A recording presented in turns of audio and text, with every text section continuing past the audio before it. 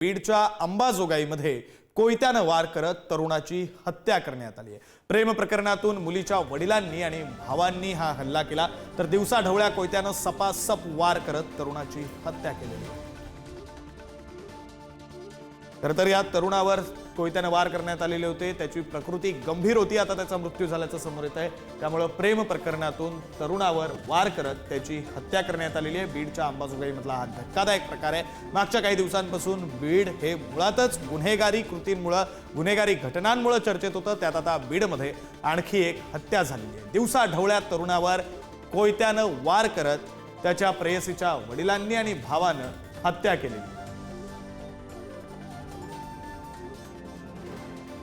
बातमी आपण पाहतोय बीडमधून। बीडच्या अंबाजोगाईमध्ये तरुणाची हत्या करण्यात आलेली आहे। या संदर्भातला अधिकचा तपशील घेऊया। आपले प्रतिनिधी उदय नागरगोजे आपल्यासोबत जोडले गेलेले आहेत। उदय, काही वेळापूर्वी आपण बोललो होतो त्यावेळी या तरुणाची प्रकृती ही गंभीर होती, आता त्याचा मृत्यू झाल्याचं समोर येत आहे। नक्कीच विक्रांत, अतिशय धक्कादायक ही सगळी घटना आहे।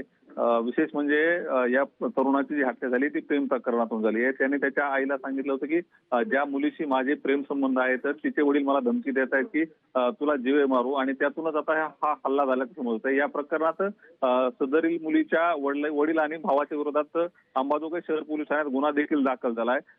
तरुणावर धारदार शस्त्राने वार केल्यामुळे त्याला अंबाजोगाईच्या स्वामी रामानंद तीर्थ रुग्णालयात दाखल करण्यात आलं होतं। त्या ठिकाणी उपचार सुरू असताना त्याचा मृत्यू झालाय। आता या प्रकरणाची गंभीर दखल पोलिसांनी घेतली असून या प्रकरणातील आरोपींना लवकरच अटक केलं जाणार असल्याची माहिती शहर पोलिसांनी दिली आहे। दरम्यान गेल्या काही दिवसात जर आपण बीड जिल्ह्यात बघितलं तर सातत्याने अशा घटना घडत आहेत।